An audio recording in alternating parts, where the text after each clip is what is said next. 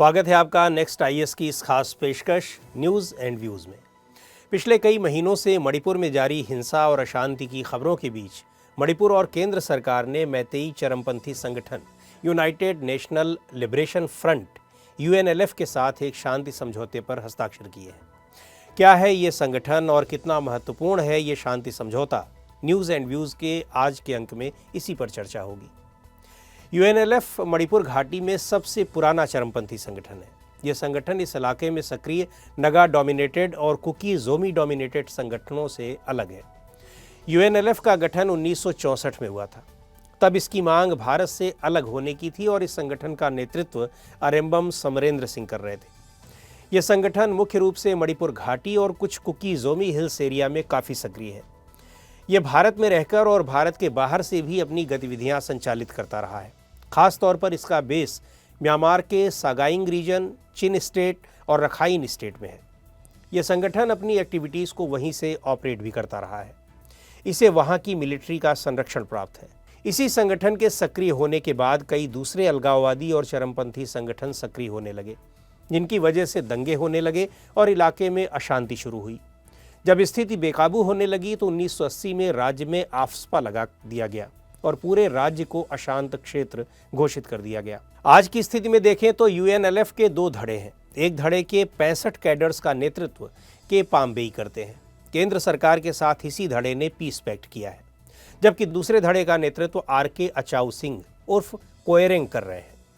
UNLF का ये धड़ा पीस पैक्ट में शामिल नहीं है और माना जाता है कि वे अपनी एक्टिविटीज़ को म्यांमार से अभी भी ऑपरेट कर रहे हैं। ये पहली बार है जब मणिपुर के किसी चरमपंथी गुट ने सशस्त्र संघर्ष छोड़कर मेन स्ट्रीम में आने की पहल की है। नॉर्थ ईस्ट इंडिया में 8 राज्य आते हैं, 7 सिस्टर स्टेट्स और सिक्किम। 7 सिस्टर्स में आसाम, अरुणाचल प्रदेश, नागालैंड, मणिपुर, मिजोरम, त्रिपुरा और मेघालय है। ये इलाका तिब्बती स्वायत्त रीजन, नेपाल, भूटान, म्यांमार और बांग्लादेश से घिरा हुआ है। ये इलाका 1950 के दशक से ही चरमपंथ का सामना कर रहा है, यानी आज़ादी के बाद से ही। इस इलाके में करीब 4 करोड़ लोग रहते हैं। यही नहीं, एंथ्रोपोलॉजिकल सर्वे ऑफ इंडिया द्वारा रजिस्टर्ड 635 ट्राइबल ग्रुप्स में से 213 ग्रुप्स इसी इलाके में पाए जाते हैं।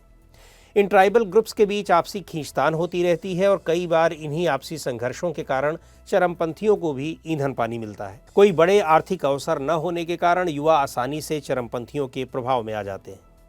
भारत की केंद्रीय व्यवस्था से दूरी और संसद में नाम मात्र के प्रतिनिधित्व की वजह से यहाँ के लोग बड़े मंचों पर कई बार अपनी बात भी ठीक से नहीं रख पाते और उन्हें बंदूक ही अपनी समस्याओं का समाधान लगने लगती है। पड़ोसी देशों से होने वाली घुसपैठ ने इस इलाके की डेमोग्राफी को ड्रामेटिक तरीके से बदला है। यहाँ काम कर रहे चरमपंथी संगठन नगा आर्मी को ईस्ट पाकिस्तान यानी मौजूदा बांग्लादेश से ट्रेनिंग मिली थी। उसके बाद चीन ने इन्हें हथियार और अपना समर्थन देना शुरू किया। हालांकि सरकार ने इस इलाके को मुख्य धारा से जोड़ने और स्थानीय स्तर पर विकास की तमाम योजनाएं बनाई हैं, फिर भी उनका लाभ अभी इतना नहीं मिल सका है जितना कि मिलना चाहिए। Prime ministers development initiative for north eastern region, जिसे पीएम डिवाइन के नाम से जाना जाता है, उसके तहत यहाँ इंफ्रास्ट्रक्चर और सोशल डेवलपमेंट प्रोजेक्ट्स को काफ़ी सपोर्ट मिला है। इसके साथ ही इस प्रोजेक्ट से youth and women livelihood activities को भी बढ़ाने में मदद मिली है। इलाके में ऑर्गेनिक फार्मिंग को प्रमोट करने के लिए mission organic value chain development programme चलाया जा रहा है। नॉर्थ ईस्ट में पहुंच के लिए चिकन नेक के विकल्पों को तलाशते हुए दूसरे रूट्स खोजने के लिए भारत सरकार ने साउथ ईस्ट एशिया से होते हुए Kaladan multi modal transit project, Bangladesh, China, India, Myanmar corridor जैसे प्रोजेक्ट्स पर काम शुरू किया है। 2001 में department of development of north eastern region donor बनाया गया, जिसे 2004 में मिनिस्ट्री का दर्जा दे दिया गया। इस मंत्रालय को विशेष तौर पर इसी इलाके के विकास के लिए बनाया गया है।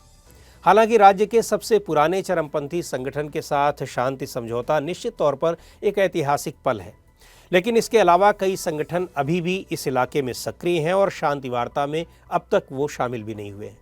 ऐसे में इलाके की शांति की उम्मीद अभी भी दूर ही दिख रही है।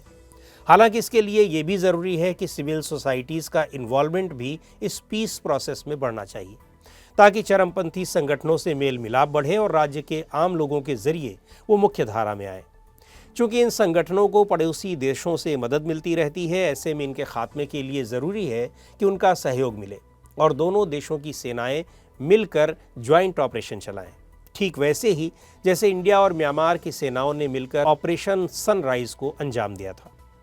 इसके साथ ही सरकार के लिए जरूरी है कि वो विभिन्न एथनिक ग्रुप्स की मान्यताओं का सम्मान करने के लिए कदम उठाए और ऐसी नीतियां बनाए जिसमें सभी के विचारों का सम्मान हो। अभी तक जो शांति समझौते हुए हैं, यानी Bodo accord, Bru Reang agreement, NLFT Tripura agreement, Karbi Anglong agreement और Assam Meghalaya inter state boundary agreement, इन सब को एनकरेज किया जाना चाहिए। निश्चित तौर पर इन समझौतों ने इलाके में शांति के नए आयाम स्थापित किए हैं। तो आज के इस अंक में इतना ही। अगले अंक में फिर मिलेंगे एक नए विषय के साथ। आपको ये कार्यक्रम कैसा लगा कमेंट करके हमें ज़रूर बताएं। आप अपने सुझाव भी हमें भेज सकते हैं।